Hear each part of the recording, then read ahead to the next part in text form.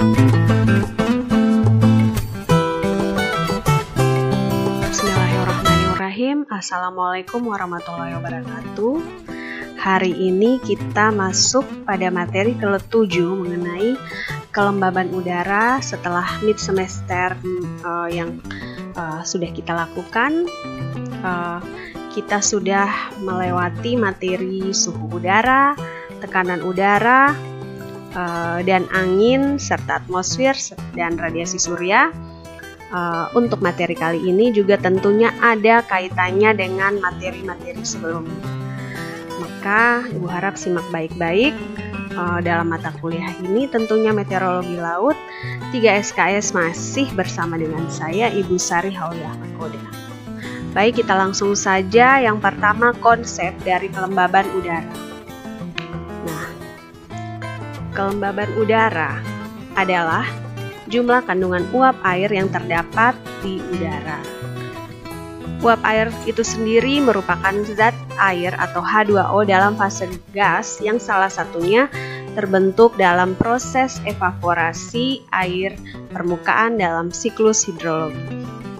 Uap air sifatnya kasat mata atau tidak dapat dilihat oleh pandangan manusia.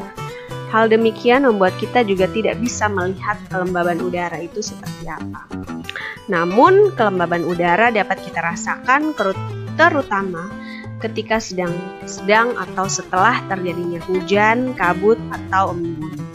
Jadi, kelembaban udara ini adalah kandungan uap air yang ada di udara dan juga merupakan zat air dalam fase gas yang terbentuk akibat proses evaporasi siklus hidrologi. Tidak bisa dilihat kasat mata manusia, namun bisa kita rasakan misalnya ketika atau setelah terjadinya hujan, kabut, dan embun. Nah, ini adalah konsep dari kelembaban udara. Yang berikut kita masuk pada faktor-faktor yang mempengaruhi kelembaban udara. Nah, kelembaban udara itu dipengaruhi oleh kurang lebih 8 faktor. Nah, faktor yang pertama di sini adalah suhu udara. Nah, suhu udara ini adik-adik tentunya sudah mempelajari ini di materi 4 atau materi 5 kalau tidak salah. Nah, suhu udara ini adalah kaitannya seperti ini, bahwa semakin tinggi suhu udara suatu wilayah, maka semakin rendah kelembaban udara dari wilayah tersebut. Dan suhu udara yang tinggi juga mengembangkan volume udara sehingga membuat tekanan udara menjadi rendah. Jadi, semakin tinggi suhu udara di suatu tempat, maka kelembaban udara di tempat tersebut rendah. Jadi, kalau suhunya tinggi, otomatis kelembabannya lebih rendah daripada suhu udara di wilayah tersebut. Kemudian kita lihat lagi faktor yang kedua adalah tekanan udara. Juga ini ada pengaruhnya. Kalau suhu semakin tinggi, maka kalau di tekanan udara ini dia menunjukkan bahwa semakin tinggi tekanan udara di suatu wilayah, maka semakin tinggi pula kelembaban udara di wilayah tersebut. Jadi dia kebalikan dari suhu udara. Kalau faktor yang pertama, suhu udara itu kalau dia tinggi, maka kelembaban udara rendah. Kalau faktor yang kedua, tekanan udara tinggi, maka kelembaban udara di tempat tersebut juga tinggi. Kemudian kita lihat lagi faktor yang ketiga adalah pergerakan angin. Nah, pergerakan angin dapat mempengaruhi proses penguapan yang terjadi, sehingga ini sangat mempengaruhi kelembaban udara yang terjadi di wilayah tersebut, ya. Dan juga angin ini merupakan salah satu faktor pembentuk awan. Kita lihat lagi di faktor yang keempat adalah intensitas penyinaran matahari. Intensitas penyinaran matahari. Semakin tinggi dan lamanya penyinaran matahari, maka semakin rendah tingkat kelembaban dari wilayah tersebut. Jadi semakin tinggi sinar matahari yang terkena di suatu wilayah, maka semakin rendah pula kelembaban yang ada di wilayah tersebut. Begitupun sebaliknya, bila penyinaran matahari ini sedikit, maka kelembaban udara di wilayah tersebut semakin tinggi. Gitu ya. Jadi ini faktor yang keempat. Lalu kita lihat lagi faktor yang kelima adalah kerapatan vegetasi. Nah, kerapatan vegetasi ini hubungannya seperti apa? Kita lihat di sini, apabila suatu tempat memiliki kerapatan vegetasi yang tinggi, maka kelembaban udaranya juga akan tinggi. Jadi apabila suatu tempat kerapatan vegetasi, misalnya kita lihat di hutan yang banyak ditumbuhi oleh pepohonan, tumbuh-tumbuhan yang tidak ditebang sama sekali, yang masih asli atau alami, otomatis kerapatan vegetasinya itu juga besar kan, maka tempat itu akan sudah pasti memiliki kelembaban udara yang tinggi. Jadi kalau kerapatan vegetasinya rendah, misalnya kalian pergi ke hutan yang gundul, otomatis di situ kelembaban udaranya juga rendah. Mengapa demikian? Karena ada pengaruh tadi, sinar matahari yang masuk ke vegetasi tersebut mudah masuk, sehingga kelembaban udara di tempat tersebut akan rendah. Begitupun sebaliknya, kalau kerapatan vegetasinya tinggi, maka kelembaban udara di wilayah tersebut semakin tinggi. Jadi itu adalah faktor yang kelima. Kita lihat lagi faktor yang ke-6 tentang ketersediaan air. Ketersediaan air ini hubungannya seperti apa?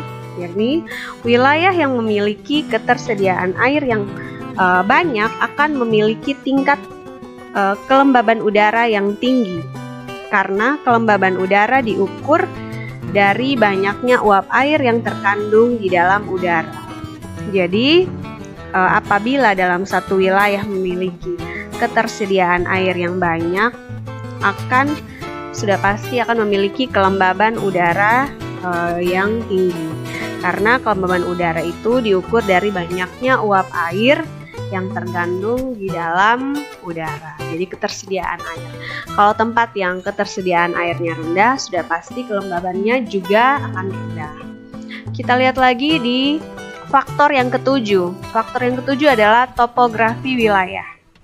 Nah, topografi wilayah, semakin tinggi suatu wilayah, maka semakin tinggi pula kelembaban udaranya.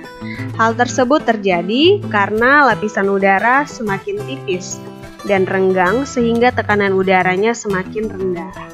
Jadi topografi wilayah ini juga sangat berpengaruh ya.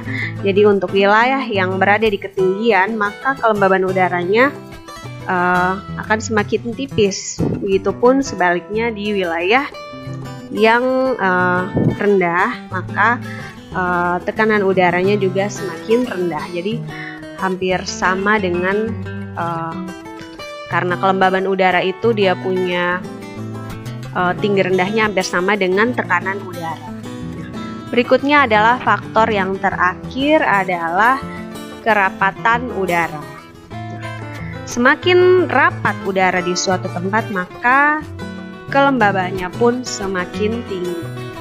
Jadi semakin tinggi kerapatan udara di suatu tempat, maka semakin tinggi pula kelembaban udara di tempat tersebut. Jadi ini adalah 8 faktor yang mempengaruhi kelembaban udara, ya. Suhu udara, tekanan udara, pergerakan angin, intensitas penyinaran matahari, kerapatan vegetasi, ketersediaan air, topografi wilayah, dan kerapatan udara. Nah, kemudian kita masuk lagi. Yang berikut adalah jenis-jenis dari kelembaban udara. Ada 3 jenis kelembaban udara ya. Yang pertama adalah kelembaban udara spesifik. Nah, kelembaban udara spesifik ini adalah berat uap air per satuan berat udara, termasuk berat uap airnya, dengan satuan gram per kilogram, hampir sama dengan tekanan udara. Jadi satuan dari kelembaban udaranya hampir sama dengan tekanan udara. Jadi kalau kelembaban spesifik yang pertama adalah berat uap air per satuan berat udara. Nah, itu adalah kelembaban spesifik. Yang berikut adalah kelembaban absolut. Kelembaban absolut adalah berat uap air per satuan volume udara dengan satuan gram per meter pangkat 3. Jadi ini kelembaban absolut. Kelembaban yang merupakan berat dari uap air per satuan volume udara. Kalau ini berat udara per berat udara, kalau ini per volume.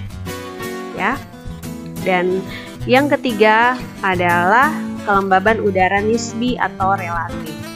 Adalah perbandingan antara uap air yang betul-betul ada di udara dengan jumlah uap air dalam udara tersebut. Jika pada temperatur dan tekanan yang sama, udara tersebut akan jenuh dengan uap air. Jadi ini kelembaban relatif, perbandingan antara uap air yang betul-betul ada di udara dengan jumlah uap air yang ada di dalam udara tersebut. Jadi perbandingannya, kelembaban spesifik adalah berat dari uap air per berat udara, dan kelembaban absolut adalah berat uap air per satuan volume udara. Jadi ada 3 jenis ya, kelembaban udara. Kelembaban udara spesifik, absolut, dan nisbi atau relatif. Yang berikut kita lanjut lagi ke alat-alat ukur kelembaban udara. Nah, alat pengukur kelembaban udara itu disebut dengan hygrometer. Nah, hygrometer ini dia terbagi atas 4 jenis. Yang pertama adalah hygrometer logam. Yang kedua adalah hygrometer rambut. Yang ketiga adalah hygrometer elektronik. Dan yang keempat adalah psikrometer. Nah, kita lihat yang pertama, yang satu-satu dulu ya. Yang pertama kita lihat dulu adalah hygrometer logam. Nah, bisa lihat di sini, ini gambar hygrometer logam seperti ini. Mungkin adik-adik juga sudah pernah lihat atau ada yang belum pernah lihat, silahkan lihat. Ini gambarnya seperti ini. Hygrometer logam atau disebut juga dengan hygrometer logam kertas ya. Karena dia menggunakan perubahan ukuran kertas dan logam saat kelembaban berubah. Uap air diserap oleh lembaran kertas yang ditaburi garam yang melekat pada kumparan logam. Dan perubahan kelembaban udara akan menyebabkan kumparan berubah bentuk. Perubahan bentuk ini akan menggerakkan jarum indikator kelembaban udara. Jadi dia menggunakan kertas dan logam untuk melihat perubahan dari kelembaban udara. Jadi bentuknya seperti ini. Sekilas hampir sama dengan kompas, atau lihat dari jauh mungkin kalian kira ini jam tangan atau apa, ternyata tidak ya. Ini adalah hygrometer pengukur kelembaban udara. Ada satuan Celcius dan Fahrenheit-nya juga.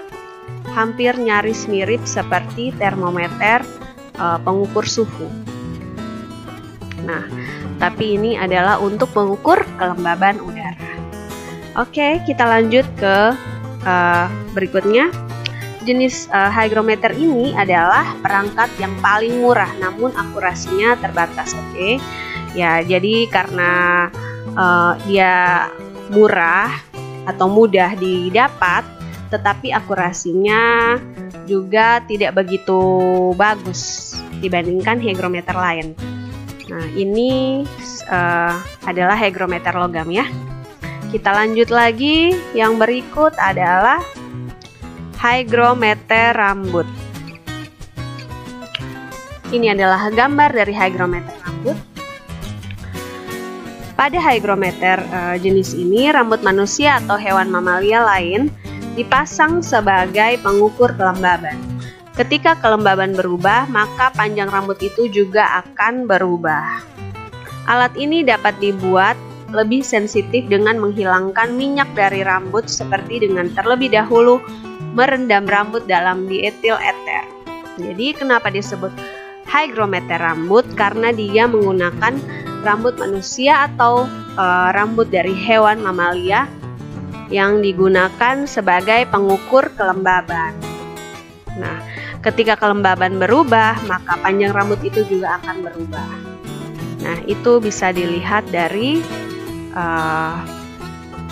perubahan dari panjang rambut tadi. Nah, dia akan lebih sensitif dengan sebelum rambut itu digunakan untuk ini, rambut itu harus supaya dia lebih sensitif mengukur kelembaban, dia harus direndam terlebih dahulu pada dietil eter supaya bisa digunakan pada alat ini, hygrometer rambut. Cuman ini juga agak jarang ditemukan ya. Gambarnya seperti ini. Mungkin adik-adik mau cari atau mau lihat lagi yang bentuknya lain, silahkan, banyak referensi yang bisa menunjukkan itu. Yang berikut, yang ketiga adalah hygrometer elektronik. Hygrometer elektronik ini menggunakan dew point yang merupakan temperatur di mana sampel udara lembab berada pada tekanan konstan mencapai saturasi uap air. Hygrometer ini menggunakan perubahan suhu yang diakibatkan oleh perubahan kelembaban udara.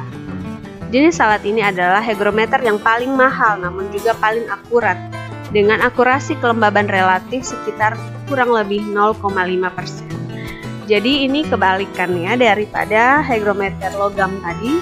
Kalau hygrometer logam tadi agak murah, kalau ini lebih mahal tetapi akurasinya juga tinggi ya.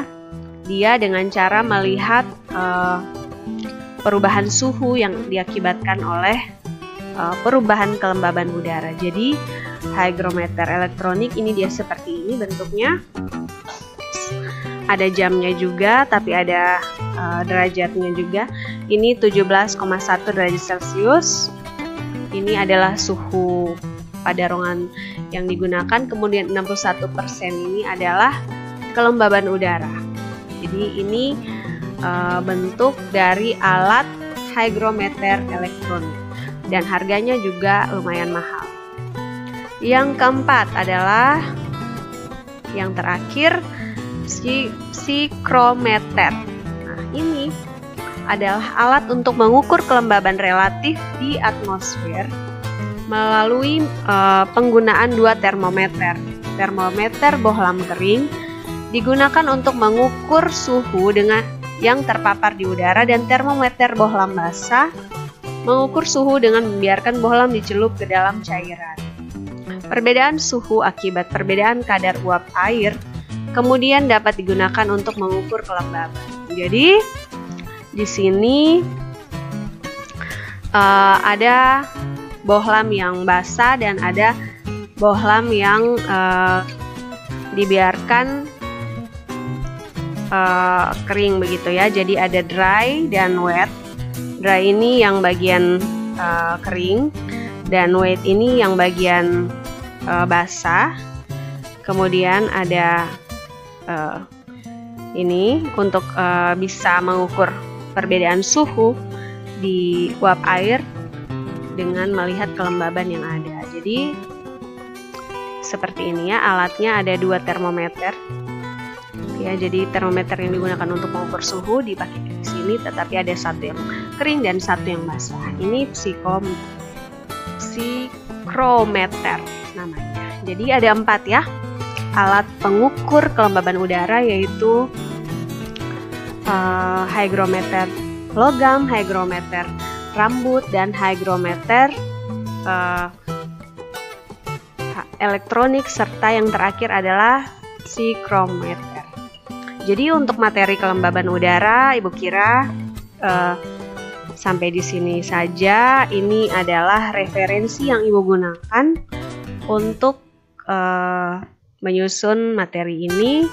Adik-adik juga bisa mempelajarinya melalui referensi lain, bebas dari mana saja, yang berkaitan dengan kelembaban udara bila masih ada yang belum dipahami. Nanti silahkan komen untuk menjawab tugas yang Ibu akan berikan. Demikian Ibu kira untuk materi kelembaban udara. Terima kasih, selamat belajar. Assalamualaikum warahmatullahi wabarakatuh.